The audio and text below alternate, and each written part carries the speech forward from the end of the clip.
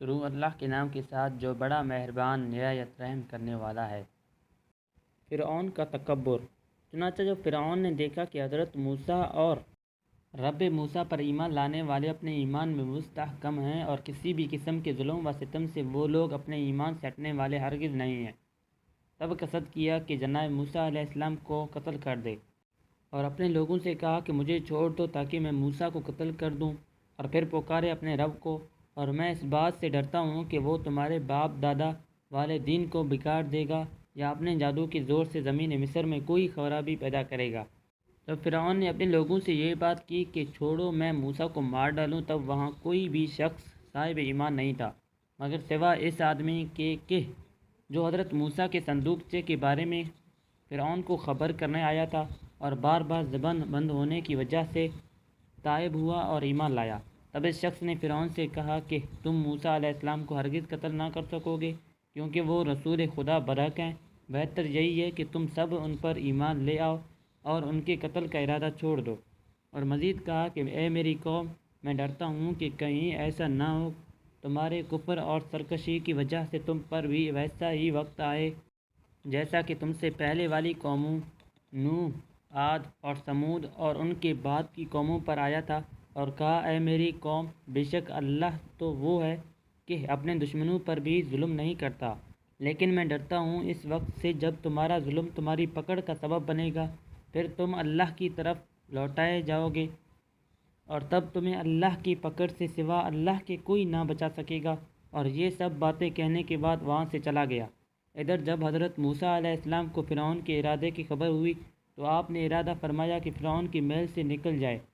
اور ادھر قبطیوں نے ارادہ کیا کہ جناب موسیٰ علیہ السلام کو قتل کر دیں۔ تب اللہ کے حکم سے فرعون کے محل کے دروازے پر بندے شیروں نے ان قبطیوں کو پھاڑ کھایا، اور باقی جو لوگ بچے تھے انہوں نے جا کر فرعون کو اس بارے خبر پہنچائی۔ تب فرعون کے سرداروں نے اسے مزید بھڑکاتے ہوئے کہا کہ کیا اب بھی تو موسیٰ اور اس کی قوم بنی اسرائیل والوں کو چھوڑنا چاہتا ہے تاکہ وہ ملک میں دھوم مچائیں اور ختم کر دیں تجھ کو اور تیرے بتوں کو، یعنی تیری اور تیرے بتوں کی عبادت چھوڑ کر اب وہ آزادی سے ملک میں موسیٰ کے رب کی عبادت کرنا شروع کر دیں۔ تب فرعون نے کہا کہ اب ہم ان بنی اسرائیل والوں کے مردوں اور لڑکوں کو مار دیں گے اور صرف ان کی لڑکیاں اور عورتیں زندہ رکھیں گے، اور ہم ان پر زور آور ہیں، اور حکم کیا کہ ان کے لڑکے سب مار ڈالو اور لڑکیاں زندہ رکھو، اور مردوں کو حکم کر دو کہ اپنی عورتوں کے پاس نہ جائیں، سب کو منع کر دو ہم قاہر ہیں اور وہ مقہور، ہم جبار ہیں وہ مجبور، ہم پیسے والے ہیں وہ مفلس، ہم سے مقابلہ کوئی کیوں کرے گا۔ ان باتوں کو بنی اسرائیل حضرت موسیٰ علیہ السلام سے کہنے لگے، اے حضرت، اگر آپ نہ آتے تو اتنا ظلم فرعون ہم پر کبھی نہ کرتا، آپ کے آنے کی وجہ سے ہم پر پہلے سے بھی کہیں زیادہ سختی آ پڑی ہے، اور فرعون ہم پر پہلے سے کہیں بڑھ کر ظلم کرنے لگا ہے۔ تب حضرت موسیٰ نے اپنی قوم سے فرمایا، اے میری قوم، اللہ سے مدد مانگو اور صبر کرو اور ثابت قدم رہو، بے شک زمین اللہ کی ملک ہے اور وہ اس میں جیسے چاہے اپنے بندوں میں سے نائب مقرر کرے گا، اور آخر اللہ سے ڈرنے والوں کے واسطے ہی بھلائی ہے۔ چنانچہ جناب موسیٰ نے اپنی قوم بنی اسرائیل سے کہا کہ اللہ سے مدد طلب کرو، زمین ساری اللہ کی ہے اور وہ جسے چاہے اس میں اپنا نائب مقرر کرے، بس صبر کرو اور ثابت قدم رہو اور اللہ سے ڈرتے رہو، بے شک آخر میں وہی لوگ کامیاب ہیں جو صرف اللہ سے ڈرنے والے ہیں۔ اور مزید فرمایا کہ جلد ہی اللہ تعالیٰ تمہارے دشمن کو ہلاک کرے گا اور تمہیں بلند کرے گا اور زمین میں نائب بنائے گا، پھر دیکھتے ہیں تم لوگ کیا کرتے ہو۔ بس حضرت موسیٰ علیہ السلام نے فرعون اور اس کی قوم کو ہر سال ایک ایک نشانی دکھاتے گئے اور اللہ کے عذاب سے ڈراتے رہے کہ شاید یہ چھوٹی چھوٹی آفتیں آنے ایمان لانے کا ذریعہ بن جائیں، اور اسی طرح حضرت موسیٰ علیہ السلام نے فرعون اور اس کی قوم کو یکے بعد دیگرے 9 نشانیاں دکھائیں کہ وہ لوگ ایمان لے آئیں۔ چنانچہ جب ان پر کوئی آفت یا عذاب نازل ہوتا تو حضرت موسیٰ علیہ السلام کی خدمت میں حاضر ہوتے اور دعا کی اپیل کرتے کہ ہم پر سے یہ عذاب اٹھوا دو، اس کے بعد ہم آپ پر ضرور ایمان لائیں گے اور آپ کی قوم بنی اسرائیل کو آپ کے ساتھ رخصت کر دیں گے اور آپ کی قوم پر کوئی ظلم نہ کریں گے۔ بس جب آپ دعا فرما دیتے اور عذاب ہٹ جاتا تو وہ لوگ پھر سے مکر جاتے اور ہرگز ایمان قبول نہ کرتے، اور اس طرح کفر کے ساتھ عیش شکنی کے بھی مرتکب ہوتے گئے۔ حضرت موسیٰ علیہ السلام نے فرعون اور اس کی قوم کو جو نشانیاں دکھائیں ان میں سب سے پہلی نشانی عصا تھا، جس سے آگے ہزاروں معجزے ہوئے۔ دوسری نشانی ید بیجا کہ جب آپ اپنا ہاتھ گریبان میں ڈال کر نکالتے تو اس میں سے نور اور روشنی نکلتی کہ آفتاب اور روشنی کے آگے مائد پڑ جاتا۔ یہ دو نشانیاں اللہ نے آپ علیہ السلام کو معجزے کے طور پر